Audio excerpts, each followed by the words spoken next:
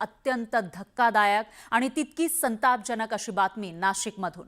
नाशिकच्या त्र्यंबकेश्वर तालुक्यातील टाके देवगाव पैकी बर्ड्याची वाडी या गावात राहणाऱ्या एका 45 वर्षांच्या महिलेला तब्बल 14 अपत्यांना जन्म दिला, पण या महिलेनं घरची हालाखीची परिस्थिती असल्यानं पैशांसाठी तिच्या 14 पैकी 6 मुलं आणि मुली विकल्याची धक्कादायक माहिती समोर आली आहे। बच्चूबाई विष्णू हांडोगे या 45 वर्षांच्या महिलेनं 10 ऑक्टोबर 2025 ला एका बाळाला जन्म दिला होता। मात्र या बाळाचं वजन कमी असल्यानं आरोग्य विभागानं या अपत्याच्या तपासणीसाठी आशा कर्मचाऱ्यांना या महिलेच्या घरी पाठवलं।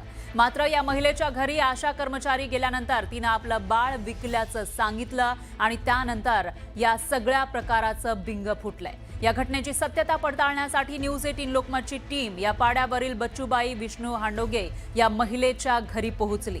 मात्र तिच्या घरातून तिचा नवरा आणि ती गायब झाली आहे, तर पती पत्नी दोघेही गायब झालेले असले तरी त्यांची इतर मुलं अद्यापही याच घरात आहेत। आमचे प्रतिनिधी लक्ष्मण घाटोळ यांनी महिलेच्या इतर मुलांकडून या सगळ्या प्रकाराबाबत माहिती जाणून घेतली आहे। तेव्हा या मुलांनी जी माहिती दिली ती अतिशय धक्कादायक होती।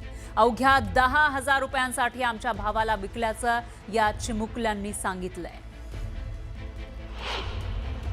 त्या महिलेला आतापर्यंत 14 मुलं झाली आणि त्या 14 पैकी अनेक मुलं जी आहे ती त्यांच्यासोबत राहत नाही, ती नेमकी कुठे आहे अशा प्रकारचा प्रश्न उपस्थित केला जातोय। आणि या सगळ्याचा तपास करण्यासाठी न्यूज 18 लोकमतची टीम, माझा सहकारी हेमंत बागुल आणि मी आणि सामाजिक कार्यकर्ते भगवान मध्ये आम्ही सगळेजण आज सकाळपासून त्यांचा शोध घेतोय। मात्र आत्ता आम्ही त्यांच्या घरात आलेलो आहे। माझ्या मागे हे त्यांचं हे घर आहे आणि त्यांच्या घरामध्ये आपण बघतोय अशा पद्धतीचं एक छोटं घर आहे, तुटलेलं पूर्णतः। या घरामध्ये काय नेमकी परिस्थिती ती देखील आपल्याला दृश्यांमध्ये पाहायला पडलेल्या भिंती आहे आणि या पडलेल्या भिंतींचं असं प्रकारचं एक छोटंसं पाड्यावरचं एक घर आहे आणि त्या घरामध्ये सगळं कुटुंब जे आहे ते एकत्र राहतं।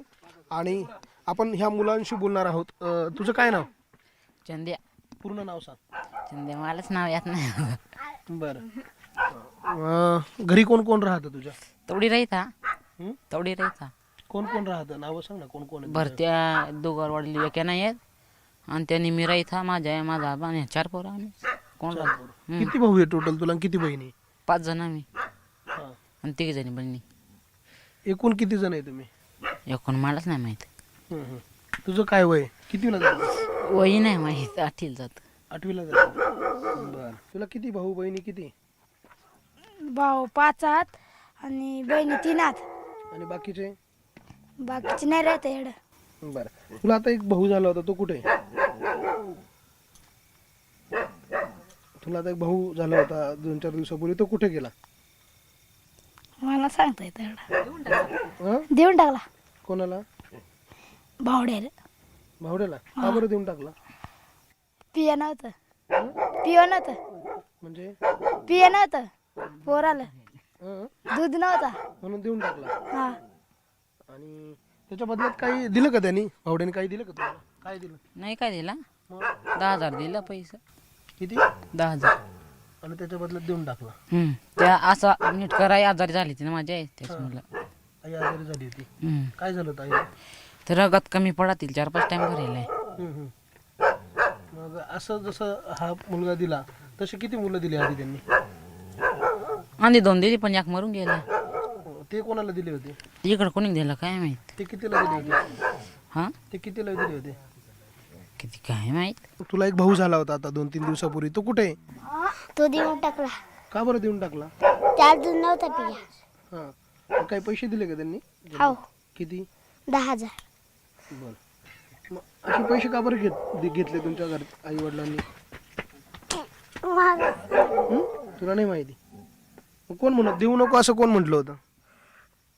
आमचा भाऊ कोणता भाऊ? भरती काय म्हणत होता? सांगा आम्हाला पोर नाही द्यायचा। मग का बरं दिला? त्याला पियाच नव्हतं म्हणून दिला। तुला एक भाऊ झाला होता, त्याचं काय केलं तुम्ही आणि कोणाला दिला तो? तो भावड्याला ती कंडी कुली होती त्याला दिला। का बरं दिला? आम्हाला नाही माहित। पिया नव्हता, पिया नव्हता। तुम्ही किती भाऊ बहिणी असे? 5 भाऊ, अजून 5 भाऊ बहिणी। तीन बहिणी आला म्हणून. बाकीचे कुठे पण मग बाकीचे भाऊ बहिणी कुठे काय ग बाई बाकीचे कुठे आहे ते बाकीचे कुणाला दिले ते मला सांगतो एक वाली रील दिलाय सापूरला दिला कुठे सापूरला. बाई तुला बहिणी किती टोटल कोणाचं लग्न झालंय का तुमच्या भावा बहिणीमध्ये हा झाला ना कोणाचं 2 बहिणीच्या. 2 बहिणींचा ते कुठे दिले त्या एक खेडला दिली हं. आणि एक पिंगलवाडी दिली. आणि तू तिसरी हं. आणि बाकीचे कुठे मग त्या देऊन टाकली. त्या पण देऊन टाकल्या हो बाकी चिड नाही राहत ना बाकी चिड नाही राहत. 7 जण त्यामध्ये 3 मुली 4 मुलं 5 मुलं 3 मुली आणि 5 मुलं अशा 8 मुलं मुली जी आहे ते त्यांच्या ताब्यात आहे असं इथल्या परिस्थितीवरून दिसतंय. मात्र उर्वरित मुलं मुली कुठे आहे आतापर्यंत त्यांना 14 अपत्य झाले सरकारच्या रेकॉर्डनुसार. ह्या 14 पैकी केवळ 8 अपत्यांचा हिशोब लागतोय. मात्र उर्वरित अपत्य कुठे आहे अशा प्रकारचा सवाल या सगळ्याच्या निमित्ताने उपस्थित केला जातोय. नेमकं हे प्रकरण काय आहे हे समजून घेण्यासाठी आपण इथे आलो होतो. त्या महिलेशी देखील बोलणार होतो. मात्र ज्या वेळेला त्यांना ह्या सगळ्याची कुणकुण लागली तेव्हा ती महिला आणि तिचा पती या घरातून निघून गेलेला आहे. या महिलेला म्हणजे बच्चीबाई हाडोंगेला 14 अपत्य झाले हे जेव्हा आम्हाला कळालं तेव्हा धक्का बसला की असं शक्यच नाही. पण जेव्हा 14व्या खेपीला तिला इथे आरोग्य अधिकारी येत होते तर ती तपासणी करायचं म्हणून ती नकार देत होते. आणि म्हणून माझ्या संघटनेच्या कार्यकर्त्यांनी माझी स्वतः मिसेस येऊन त्या महिलेला समजूत केली की बाई तुला हॉस्पिटल जावं लागेल. आम्ही नेलं तिला आणि ती सुदैवाने सुखरूप डिलिव्हरी झाली. आणि जेव्हा आरोग्य विभागाचे कर्मचारी आज या ठिकाणी आले की वजन आपण घेऊया त्याचं काही लसीकरण करूया तेव्हा सकाळी मला 9 वाजता असं कळालं की ते बाळच नाही आहे म्हणून. आणि मग आपण शोध घेतला. मग मी आरोग्य अधिकाऱ्याशी बोललो CDPOशी बोललो की हे बाळ कुठं आहे तर त्यांच्याकडून असं ऐकलं सांगण्यात आलं की ते बाळ आम्ही देऊन टाकलं.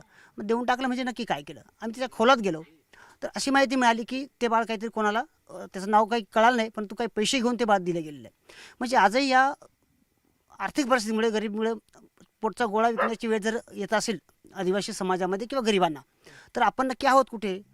मग आपण माणसं आहोत की जनावर आहोत. त्याच्यामध्ये आशांच्या माध्यमातून HBNCचा एक कार्यक्रम असतो त्याच्यामध्ये बालकांना घरी जाऊन व्हिजिट दिल्या जातात. त्याच्यामध्ये अनुसयाबाई हाडांगे म्हणून पेशंट होतं. त्याची साधारणतः 14वी डिलिव्हरी झाली ग्रामीण रुग्णालयामध्ये. त्यानंतर त्याला डिस्चार्ज देण्यात आला. बच्चूचं वजन तेव्हा 2,800 होतं. त्यानंतर घरी जाऊन त्याच्यामध्ये वजन घेतलं असतं 3,800 वजन त्याच्यामध्ये होतं. आज आमच्या आशा कर्मचारी त्या गावात गेल्या बर्ड्याची वाडी टाकेदेवगाव त्र्यंबकेश्वर येथे.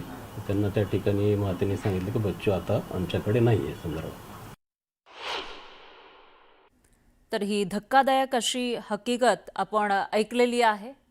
आमचे प्रतिनिधी लक्ष्मण घाटोळ इथं पोहोचले होते त्यावेळेला ती महिला आणि तिचा पती तर नव्हता. मात्र त्यांची जी मुलं आहेत त्याच्यापैकी काहींना कळत नाहीये नेमकं आपण काय बोलतोय किंवा आपण किती भाऊ बहीण आहोत आपलं वय नेमकं किती आहे हेही सांगता येत नाहीये. आणि अशात या दाम्पत्यानं त्यांना झालेली 6 मुलं मुली विकल्याची धक्कादायक अशी माहिती समोर आलेली आहे. आदिवासी हे दाम्पत्य आहे आणि एका पाड्यावर राहणारं त्यांचं घर नेमकं कसं आहे तेही आपण बघितलंय. त्याच्यामुळे आता या सगळ्यांसाठी जबाबदार नेमकं कोण हाही सवाल या ठिकाणी उपस्थित होतोय. कारण आपण 21व्या शतकात जगतोय ज्याच्यामध्ये चंद्रावर स्वारी आपण केलेली आहे. वेगवेगळे शोध सुरू आहेत आणि वेगवेगळ्या योजना सुद्धा आदिवासी असतील किंवा इतरही जे वंचित समाज आहेत त्यांना सामान्य प्रवाहामध्ये आणण्यासाठी वेगवेगळ्या योजना राबवल्या जातात. सरकारकडून कोट्यावधी रुपये खर्च केले जातात. मात्र तरी सुद्धा एका कुटुंबाचे 6 मुलं विकली गेलेली आहेत. ही आता विकण्याची वेळ त्या कुटुंबावर का आली हाही सवाल या ठिकाणी उपस्थित होतोय. नाशिकमध्ये चिमुरड्यांची विक्री झालेली आहे. तर आता काही दिवसांपूर्वी जन्मलेलं बाळ विकण्यासाठी 10,000 रुपये घेतले होते अशी माहिती धक्कादायक अशी ही माहिती समोर आलेली आहे. त्यामुळे या आधीची जी मुलं होती त्यांची विक्री नेमकी कुठे झाली का करण्यात आली किती पैसे मिळाले आणि ही जी विक्री झालेली आहे मुलामुलींची ती नेमकी कोणाकडे करण्यात आली हाही सवाल या ठिकाणी उपस्थित होतोय. आणि या सगळ्या धक्कादायक अशा प्रकारावरून न्यूज 18 लोकमतनं काही सवाल उपस्थित केलेले आहेत. महिलेवर मुलांची विक्री करण्याची वेळ का आली हा सगळ्यात मोठा सवाल या ठिकाणी उपस्थित होतोय.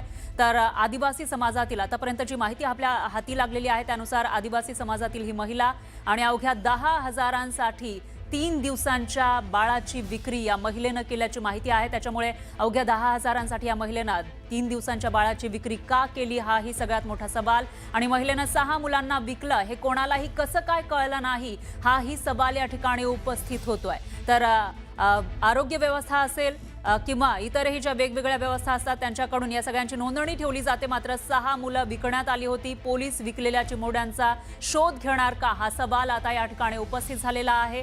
आणि त्याचबरोबर सगळ्यात मोठा सवाल म्हणजे या मुलांची विक्री नेमकी का करण्यात आली, ही वेळ त्या महिलेवर का आली, असा सवाल उपस्थित होतोय. दरम्यान मुलांना विकत घेणाऱ्यांवर कारवाई होणार का, हाही सवाल या ठिकाणी आहे. अजून तरी ही मुलं नेमकी कुणाला विकलेली आहे याविषयी जास्त माहिती समोर आली नसली तरी देखील ते नेमके कोण आहेत, का त्यांनी विकत घेतलेलं होतं, कितीला विकत घेतलेलं होतं आणि त्या सगळ्यांवर कारवाई होणार का, त्यांचा शोध घेतला जाणार का, हे सवाल इथं न्यूज 18 लोकमतकडून उपस्थित करण्यात आले आहेत. अतिशय धक्कादायक अशी ही बातमी, हे वास्तव आपण बघतोय. महाराष्ट्रामध्ये आहे, इतर कोणत्याही पिछाडीवर असलेल्या राज्यामध्ये नाही, तर प्रगत अशा महाराष्ट्रामधलं हे चित्र आहे.